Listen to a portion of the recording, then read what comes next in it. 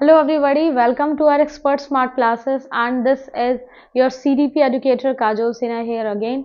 तो dear parents, हमने मतलब बहुत अच्छे से सारे कंसेप्ट्स क्लियर करे हैं और इस सीरीज में ना मैंने कोशिश की है कि आपको बहुत अच्छे से समझा सकूं। प्रीवियस ईयर क्वेश्चंस मैंने अवेलेबल करवाए हैं। आज का हमारा लास्ट टॉपिक बचता है, वो है आपका मोटिवेशन, है ना। तो मोटिवेशन, अभिप्रेरणा, इसको हम छोड़ नहीं सकते थे क्योंकि कई बार क्वेश्चन आ ही जाता है इससे। स्पेशली मैकडूगल वगैरह, ये 2-3 राइटर हैं, इनसे क्वेश्चन आ जाते हैं। तो इसको भी हमने कवर कर लिया ताकि रिस्क ना ले और चीजें अच्छे से हो जाए। तो अब मोटिवेशन में क्या चीजें पूछी जाती है, जरा उसको हम थोड़ा सा देखते हैं।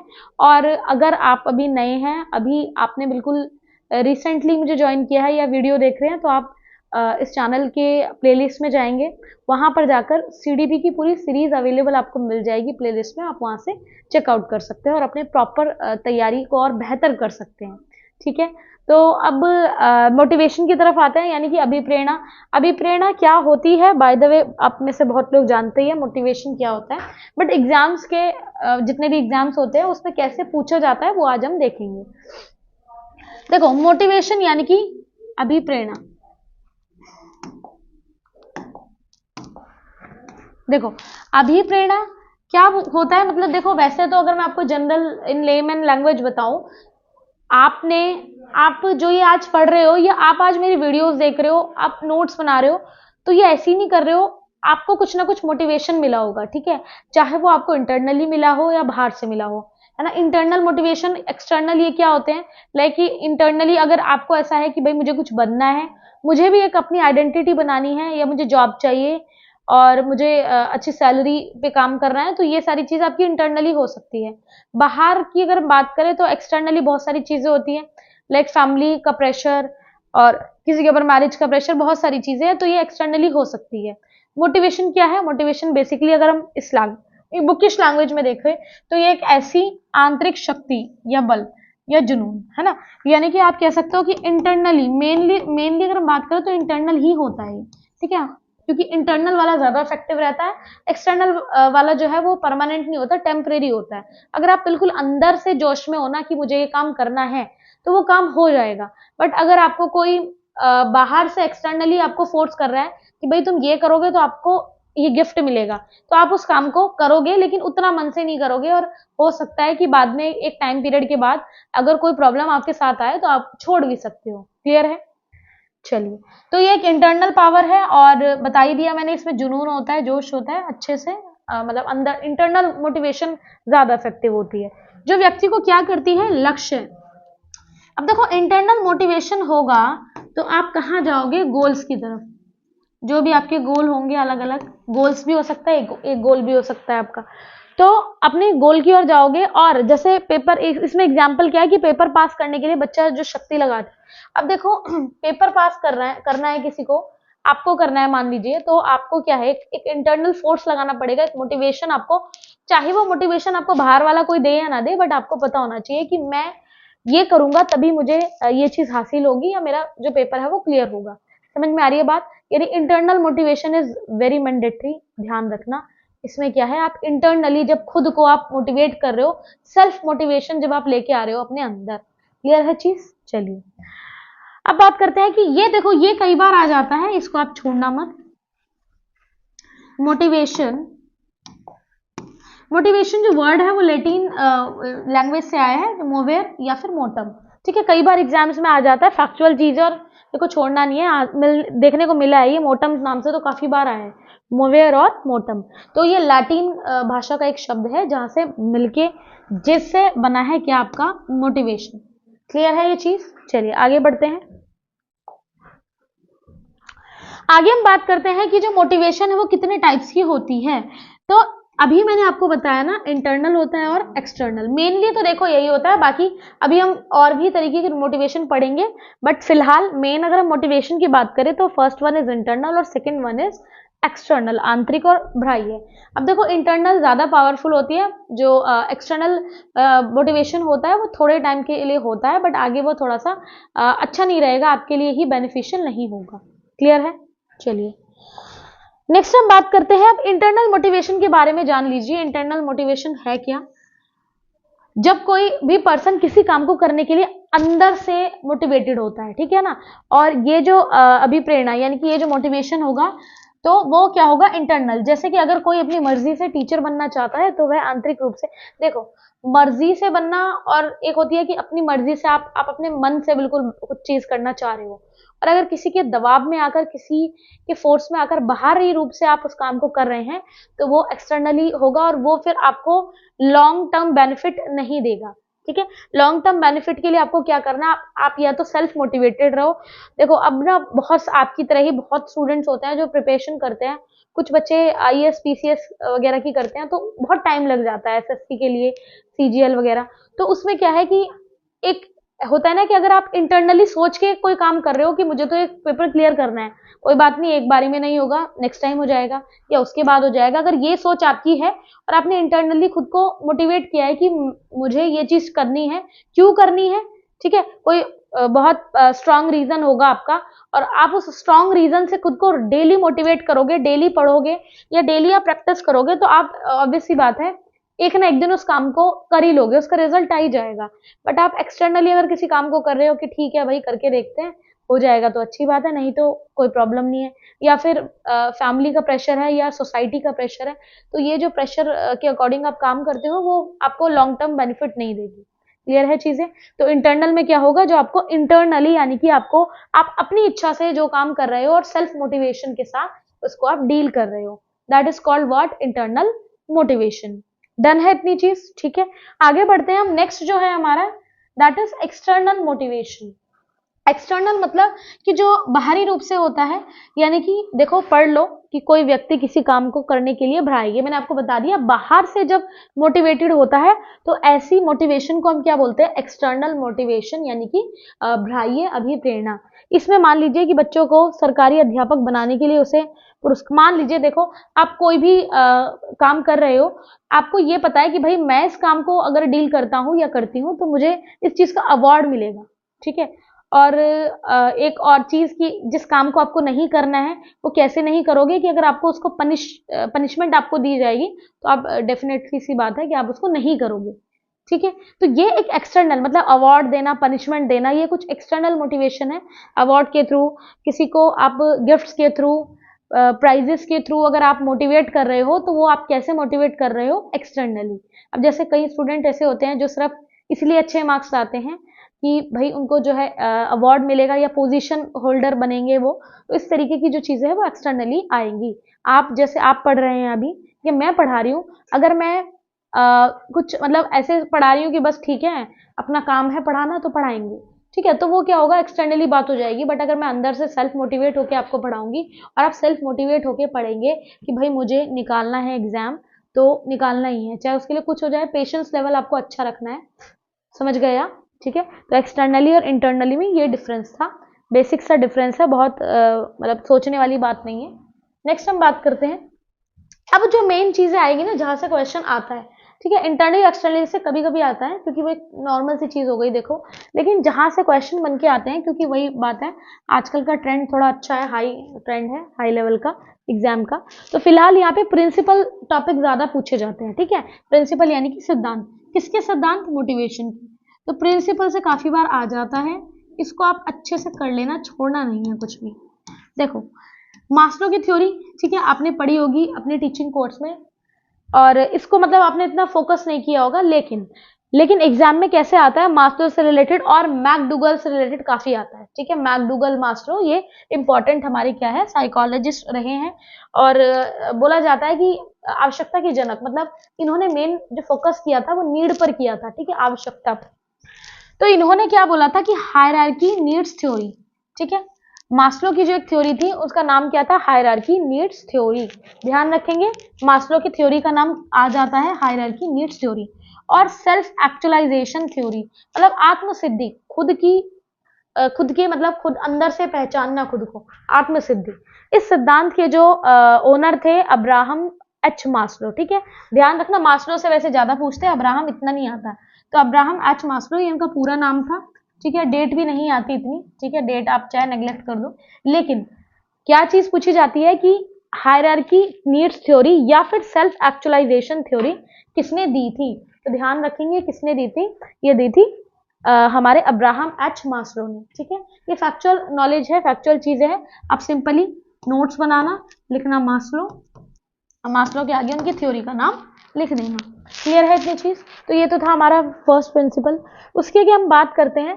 देखो मास्लो कहते क्या है, इनके अकॉर्डिंग 5 तरीके की नीड्स होती है किसी भी इंसान की। ठीक है, 5 टाइप की नीड्स होती है। फर्स्ट होती है फिजियोलॉजिकल। फिजियोलॉजिकल नीड्स मतलब जैसे भूख लगना, प्यास लगना, है ना, तो बॉडी में हवा, सारी चीजें की रिक्वायरमेंट जो हमें फिजिकली होती है वो क्या होती है, हमारी फर्स्ट टाइप की need, that is called physiological needs. दूसरी होती है सेफ्टी नीड्स। सेफ्टी यानी कि सिक्योरिटी। देखो अब भूख प्यास लगना वो तो एक अलग बात है। अब ये तो ऐसी चीज है कि इंसान को चाहे मतलब और अगर खाने को नहीं मिलेगा ना, तो वो एक ऐसी कंडीशन पे आएगा कि उसको मर्डर, चोरी, कुछ भी करना पड़े वो कर सकता है। ठीक है, क्योंकि ये तो नीड्स है, देखो ऑब्वियस सी बात है, ये तो सेटिस्फाई करनी है। तो अगर भाई चुरा के भी खाना पड़े, गंदा भी खाना पड़े, है ना, हाइजेनिक ना हो, तब भी वो खा लेगा अगर उसको जो है उसकी भूख सेटिस्फाई नहीं होगी। तो ये तो एक मैंडेटरी नीड है, मतलब एक मैंडेटरी नहीं, ये सबसे जितने भी 5 नीड्स अभी मैं बता रही हूँ उसमें सबसे इंपॉर्टेंट नीड यही है। उसके बाद हम बात करें सुरक्षा। अब भाई ऐसा है ना कि देखो अब भूख प्यास सब लग रही है, खा पी रहे हो, लेकिन एक आपको ना रहने के लिए घर भी चाहिए। सिक्योर्ड जगह पे ही तो रहोगे या कहीं भी सड़क पे रहने लगोगे, तो सिक्योर्ड आपको सिक्योरिटी चाहिए, घर होना चाहिए, घर में मेंबर्स होने चाहिए। अच्छा अब आप बड़े हो जाओगे तो जॉब भी करनी है भाई, तो जॉब की सिक्योरिटी चाहिए। यानी कि हर चीज की आपको सिक्योरिटी लाइफ में चाहिए होती है, और ये मैंडेटरी नीड में आती है। लेकिन इससे भी ज्यादा जो इंपॉर्टेंट है वो ये वाली है। उसके बाद है आत्मीयता यानी कि बिलोंगिंगनेस की नीड। देखो इंसान जो है, मैंने आपको कई बार बताया, कोई भी ह्यूमन सोशल होता है ना। इंसान को इंसान इसीलिए ही देखो ह्यूमन क्यों कहा गया है, होमोसैपियंस से हम आए हैं। देखो है तो हम भी एनिमल्स ही है ना, अपने आप को आप इंसान समझते हो, लेकिन हम एनिमल की ही कैटेगरी के लोग हैं। बस ये है कि हम थोड़ा सा समझदार हो गए हैं, तो इसलिए थोड़ा हम एनिमल्स के साथ भी गलत ट्रीट करते हैं कुछ लोग तो, लेकिन हम भी बेसिकली जो हमारा एक ओरिजिन है वो होमोसैपियंस है। तो हमारी जो नीड होती है, मतलब हम जो होते हैं, यानी कि बिलोंगिंगनेस, हमें क्या चाहिए होती है, बिलोंगिंगनेस। बिलोंगिंगनेस मतलब कि एक अपनापन, कि हम जहाँ पे रह रहे हैं वहां पर हम क्या कर पाए, आपस में एक रिश्ते बना पाए, एक कनेक्शन बना पाए। ऐसा ना हो कि हम जा रहे हैं वह लड़ाई हो रही है। देखो अपनापन सबको चाहिए होता है, चाहे वो कैसे भी नेचर का इंसान है, रिजर्व है, गुस्से वाला है, हंसमुख है, अपनापन सबको चाहिए होता है। तो एक जो हमारी अपनेपन की बिलोंगिंगनेस की नीड है वो क्या होती है, हमारी थर्ड टाइप की नीड, आत्मीयता की आवश्यकता। नेक्स्ट है स्टीम नीड, सम्मान। मोस्टली देखो इस समाज में मैं कह रही हूँ कोई बेकार भी आदमी है ना, मतलब कोई बेकार भी है, मतलब जो बिल्कुल ही सोसाइटी में गलत जिसको बोलते हैं, तो उसको भी सम्मान की आवश्यकता पड़ जाती है। यानी कि सम्मान, रेस्पेक्ट, सेल्फ स्टीम, ये मोस्टली सोसाइटी वाले चाहते हैं कि क्या है, उनकी जो ये वाली नीड्स है, मतलब उनको सब सम्मान दे, है ना, रेस्पेक्ट करे, उनकी डिग्निटी बनी रहे। तो सम्मान सभी को चाहिए होता है, छोटा बड़ा सबको, है ना। आजकल तो छोटे छोटे बच्चों को रेस्पेक्ट ना दो, फिर वही बातें बहुत करने लगते हैं। तो यही चीज है, सम्मान की आवश्यकता एक हमारा नीड है, और ये किसने बोला था, ये हमारा मास्लो ने इस चीज को बताया, फोर्थ टाइप की नीड। उसके बाद देखो ये जो पूरा ट्रायंगुलर शेप में है, इसको आप अच्छे से कर लेना। फर्स्ट में मैंने बता दिया फिजिकल नीड, ठीक है, फिजिकल नीड या फिजियोलॉजिकल आप बोल सकते हो। सेकंड है सेफ्टी की, सुरक्षा की, ठीक है। थर्ड में आप लगा सकते हो क्या, बिलोंगिंगनेस, अपनापन, ठीक है। मतलब बिलोंगिंग के बाद है स्टीम, स्टीम कह सकते हो, डिग्निटी कह सकते हो, सम्मान, आत्मसम्मान। देखो ये सब ना हायरार्की, मतलब हायरार्की के अकॉर्डिंग कि सबसे पहले कौन सा है, उसके बाद मतलब लीस्ट इंपॉर्टेंट तो टॉप पर है और मोस्ट इंपॉर्टेंट यहाँ पर है, समझ रहे हो। तो हायरार्किकल जो हायरार्की बनाई है एक ट्रायंगुलर शेप में, ये किसने दिया है, मास्लो ने। आई बात समझ में। इसके बाद फोर्थ हमारी लास्ट नीड बचती है, जो कि एग्जाम में कई बार आ भी जाती है, तो उसको अच्छे से कर लेंगे। वो है हमारा सेल्फ एक्चुअलाइजेशन, यानी कि आत्मसिद्धि की आवश्यकता। देखो ये वाली जो नीड होती है, मतलब ये तो एक स्टेज की मतलब ये ऐसी नीड होती है जिसमें ना इंसान की ना कंडीशन बहुत ही अलग हो जाती है। अब जैसे आप ऐसा पर्सन सोचो अपने लाइफ में, या जब भी आपने देखा हो ऐसा कोई पर्सन जो अपने बारे में ना सोचे, अपनी फैमिली के बारे में ना सोचे, अपनी नीड के बारे में ना सोचे, वो बस ये सोचता है या सोचती है कि भाई मुझे अपना देश के लिए करना है। वैसे ऐसी वाली जो सिचुएशन है वो पैट्रियाटिक लोगों के साथ आती है, जिनके अंदर ना देशभक्ति की भावना होती है, बेसिकली पैट्रियोटिज्म होता है, ठीक है, जिनके अंदर क्या होता है, पैट्रियोटिज्म।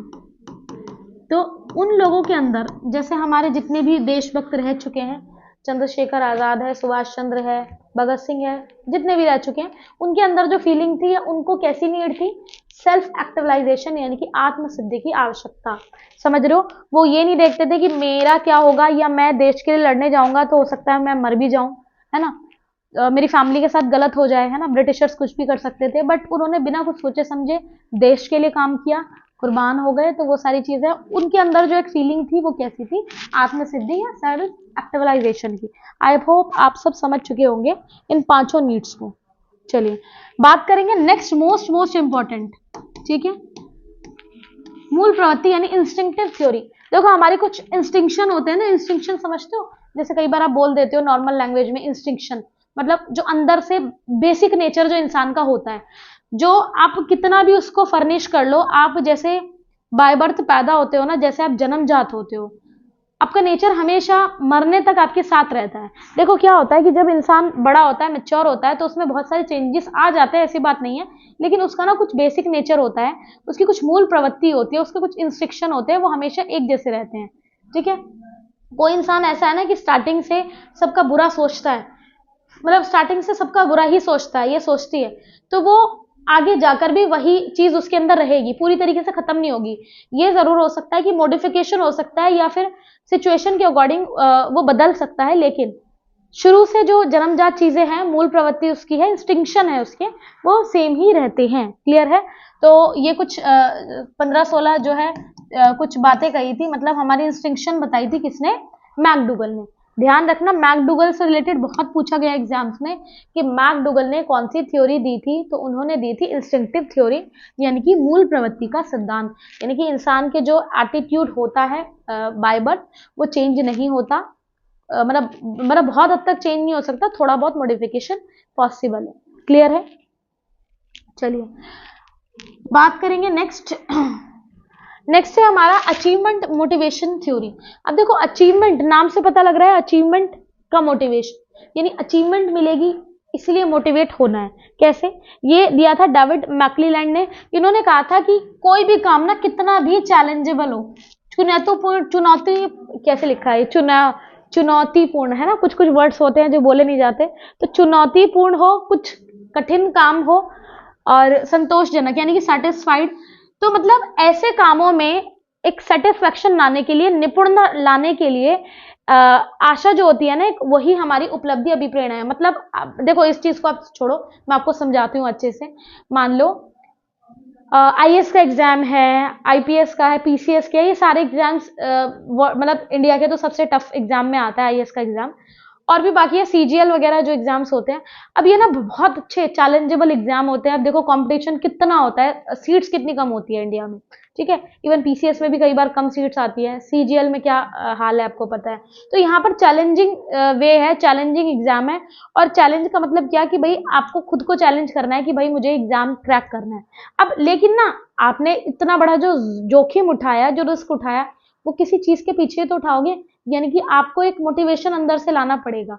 अब वो मोटिवेशन कुछ भी, कोई भी बड़ा मोटिवेशन हो सकता है, लाइक आपको ये हो सकता है कि मुझे मुझे सोसाइटी बहुत अच्छे से जाने, मेरा बहुत बड़ा रुतबा हो, या फिर मेरी सैलरी अच्छी हो, या मेरा मान सम्मान बहुत बढ़े, या मुझे कोई बहुत मेरा रुका हुआ काम था उसको मुझे पूरा करना है, या जो मेरा सपना था उसको मुझे पूरा करना है। यानी बहुत बड़ा जो मोटिवेशन होता है वो क्या होता है, अचीवमेंट मोटिवेशन, ठीक है। इस तरीके का अगर आपको मोटिवेशन मिलता है तो आप क्या करते हो, उस चुनौतीपूर्ण या चैलेंज वाले काम को पूरा कर सकते हो, ठीक है। तो जैसे इसमें लिखा है ना, सरकारी नौकरी पाने के लिए मेहनत करना, क्योंकि क्या होता है, क्योंकि पता होता है अच्छी सैलरी होगी और सोसाइटी में जो है सम्मान प्रतिष्ठा बढ़ेगी।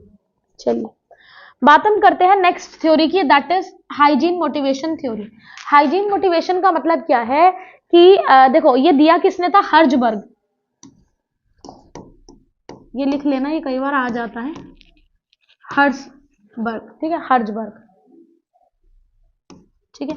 हर्षवर्ग ने कहा था कि अगर बच्चा मेंटली और फिजिकली दोनों टाइप से क्या है, एकदम हेल्दी है और इंटरेस्ट के साथ कोई काम। अच्छा हाँ, एक चीज इन्होंने बताई थी हेल्थ के बारे में। देखो हेल्थ का बहुत रिलेशन है हमारे किसी भी काम से, किसी वर्क से बहुत ज्यादा रिलेशन है किसका, हेल्थ का। और एक बार तो देखो मोटिवेशन भी डाउन हो जाती है अगर हेल्थ अच्छी ना हो, मोटिवेशन भी डाउन हो जाती है, वर्क भी खत्म। यानी कि अगर आप फिजिकली मेंटली फिट नहीं है तो कई बार आप डिमोटिवेट होते हैं और कई बार उस काम को करने में इंटरेस्ट नहीं लेते, है ना।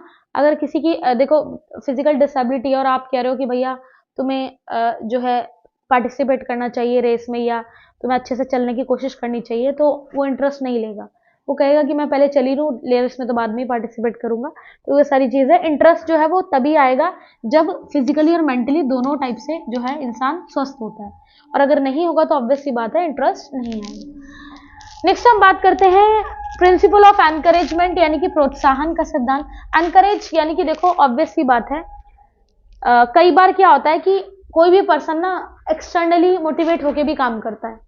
जैसे मान लो, अब वो बिल्ली वाली थ्योरी मैं आपको बताती हूँ फिर से, थॉर्नडाइक वाली। अब देखो थॉर्नडाइक वाली थ्योरी में जो कैट की मतलब कैट के ऊपर एक्सपेरिमेंट था, तो उसमें क्या किया था उन्होंने, उसमें उसको पहले बंद कर दिया था एक पिंजरे में। अब क्या हुआ कि पिंजरे में बंद किया तो वो कोशिश कर रही थी बाहर आने की, लेकिन सामने उसके ना जो है एक फिश का बाउल रख दिया, फिश थे उसमें, उसने उस बाउल को देखा और उसे भूख तो लगी रही थी, उसे और भूख लग गई, यानी खाने को देखकर वो और ज्यादा सेल्फ मोटिवेट हो गई। देखो खाना उसके लिए क्या था, बाहर से दिया हुआ एक स्टिमुलस था, तो उस स्टिमुलस को देखकर जब वो और एक्टिवेट हुई तो उसको क्या हुआ, भूख और तेज लगी और वहां पर उसने काम करना शुरू किया, यानी कि उसने बाहर आने की कोशिश की, लीवर को प्रेस करके वो फिर बाहर आ गई और खाना खा लिया था। यानी कहने का मतलब क्या कि जब इसको इंग्लिश में आप लिखो एक्सटर्नल स्टिमुलस, ठीक है, जब एक्सटर्नल स्टिमुलस से किसी इंसान का मोटिवेशन बढ़ता है तब क्या होता है, ऐसी मोटिवेशन को हम क्या बोलते हैं, प्रिंसिपल ऑफ एनकरेजमेंट। आई बात समझ में। अब हमारा नेक्स्ट है रीजनल थ्योरी। अब देखो रीजनल थ्योरी क्या कहती है, ये कुट लेविन, लेविन करके कई बार आ जाता है, लेविन ने ये प्रिंसिपल दिया था और उन्होंने कहा था कि जो इंसान का बिहेवियर होता है वो उन सभी कारकों द्वारा, देखो ये तो एक बात ये हो गई कि इन्वायरमेंट जैसा होगा, ठीक है, वैसा ही इफेक्ट वो इन्वायरमेंट किस पर डालेगा, वो उस पर्सन की पर्सनैलिटी पर डालेगा, ठीक है। ये मैंने आपको बहुत पहले बताया था, बहुत पहले इन द सेंस कि सेकंड थर्ड वीडियो में, कि पर्सनैलिटी पर इन्वायरमेंट का काफी हद तक जो है इफेक्ट पड़ता है, तो जैसा वातावरण होगा इंसान उस हिसाब से भी मोटिवेट होता है। और इसमें लास्ट जो है हमारा अभिप्रेरणा चक्र, यानी कि मोटिवेशन साइकिल, ठीक है, मोटिवेशन साइकिल।